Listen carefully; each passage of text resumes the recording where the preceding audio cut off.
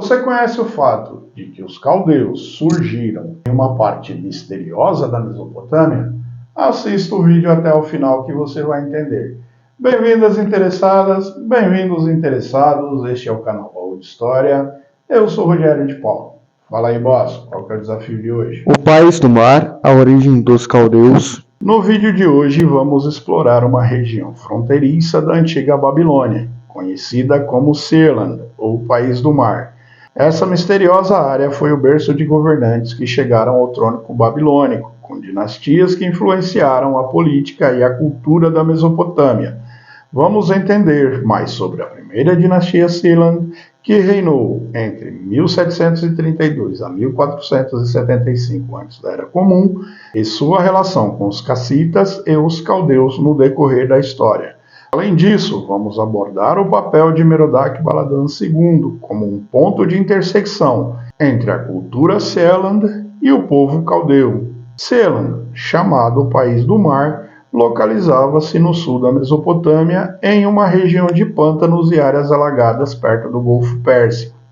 Apesar de mencionada em textos antigos, a região permanece envolta em mistério, tanto no ponto de vista histórico quanto arqueológico. Sabemos que foi governada por diversas dinastias e seus reis aparecem nas listas oficiais da Babilônia, mas ainda há muito a ser descoberto sobre a vida cultural, política e econômica dessa área. A primeira dinastia Sealand foi estabelecida em 1732 a.C., após a crise instaurada no Império Babilônico sob o comando da primeira dinastia Amorita. Esse período coincidiu com a fragmentação política da região, onde diferentes potências tentavam reivindicar seu espaço. A dinastia Sealand, que se estendeu até 1475 a.C., foi formada por líderes que governavam independentemente a Babilônia, e suas regiões ainda geram debates entre estudiosos. Mesmo com o nome de vários reis dessa dinastia aparecendo na lista de reis babilônicos, a ausência de registros detalhados e a falta de descobertas arqueológicas robustas tornam essa dinastia ainda mais enigmática. No entanto, há indícios de que o Sealand não era apenas um reino de fronteira, mas uma entidade política forte, capaz de desafiar outras potências regionais e até manter o controle sobre a Babilônia, a maior cidade do período, por curtos períodos. Após a queda da segunda dinastia de Izim, em 1022 a.C., a história do Sealand deu uma reviravolta com a ascensão de Sinbar-Shipak ao trono. Sinbar-Shipak é geralmente considerado o fundador da segunda dinastia Sealand, mas os reis dessa dinastia parecem estar ligados aos cassitas, um povo que dominou a Babilônia por séculos. Os cassitas, originários dos Montes Agros, chegaram à Mesopotâmia em meados do segundo milênio antes da Era Comum e acabaram por estabelecer sua própria dinastia sobre a Babilônia. Essa dinastia cassita se destacou pela estabilidade que trouxe ao governo babilônico, reinando por quase 4 séculos. Durante o período da segunda dinastia Sealand, é possível que os governantes tivessem laços com os cassitas ou adotassem práticas culturais e políticas comuns a essa dinastia. Entretanto, as evidências arqueológicas e textuais para esse período também são muito escassas, mas a influência cassita parece ter sido um fator decisivo na formação do poder do Sealand durante a transição entre o segundo e o primeiro milênio antes da Era Comum. Durante o período do colapso da Idade do Bronze, entre os séculos XII e X antes da Era Comum, o Oriente Médio sofreu um fluxo de povos migratórios que buscavam novas terras em meio à instabilidade generalizada.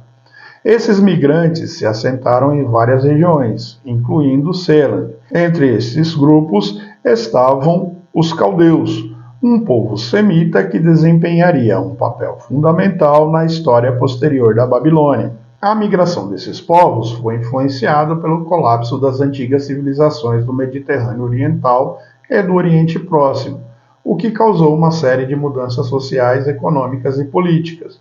No caso de Sealand, esses novos grupos provavelmente trouxeram consigo novas dinâmicas culturais e políticas que ajudariam a moldar a identidade da região. O povo que deu origem aos caldeus estava entre os nômades que chegaram à Mesopotâmia nesse período. Estabeleceram-se no sul da Babilônia, principalmente na região correspondente ao Selam. Embora os caldeus só se tornassem uma força dominante na política da Babilônia no primeiro milênio antes da Era Comum, sua presença começou a ser sentida já no período pós-colapso da Idade do Bronze, com a ascensão de Merodach-Baladan II no século VIII antes da Era Comum. Vemos uma clara interseção entre o termo Selam e os caldeus. Merodach-Baladan II, mencionado em textos históricos como rei caldeu, governou a Babilônia em dois períodos, entre 722 a 710 antes da Era Comum e entre 703 a 702 antes da Era Comum. Durante seu primeiro reinado, ele conseguiu resistir ao poder dos assírios e manter a independência da Babilônia por mais de uma década. Esse fato fez de Merodach-Baladan II uma figura-chave na história de Selam e também dos caldeus. A ascensão de Merodach-Baladan II ao trono marca o ponto de convergência entre a cultura Selam e o povo caldeu. Ele reivindicava tanto a herança dos caldeus quanto a antiga posição e poder de Selam, uma área com uma longa tradição de resistência ao domínio estrangeiro. O Selam, uma vez um reino de fronteira enigmático, continuava a influenciar a política babilônica mesmo séculos depois do fim de sua dinastia. Merodach-Baladan II governou a Babilônia durante um período de grande conflito com o Império Assírio, liderando uma aliança de elamitas, caldeus e outros povos da região. Sua luta pela independência é registrada em textos assírios, babilônicos e inscrições arqueológicas como o cilindro encontrado em Ur, que detalha uma de suas vitórias contra os assírios. A história de Selam é um mistério fascinante que ainda está sendo desvendado. A primeira dinastia Selam, que reinou entre 1732 a 1475, antes da Era Comum, estabeleceu uma base de poder no sul da Mesopotâmia, influenciando a política babilônica por séculos. Já a segunda dinastia Selam, que emergiu no ano de 1022 antes da Era Comum, tinha conexões com os cassitas e manteve viva a tradição do Selam como um bastião de resistência. Com a migração dos caldeus e a ascensão de Merodach-Baladan II, vemos como Selam evoluiu de uma região fronteiriça enigmática para um componente essencial da identidade babilônica. A luta de Merodach-Baladan II contra os assírios é um testemunho da resiliência do Selam e de seu legado duradouro para a história da Mesopotâmia. Foram as obras O Antigo Oriente Próximo, de 3000 a 330 antes da Era Comum, da arqueóloga britânica Amélie Curt. Também Crônicas Assírias e Babilônicas, do assiriólogo canadense Albert Kirk Grayson.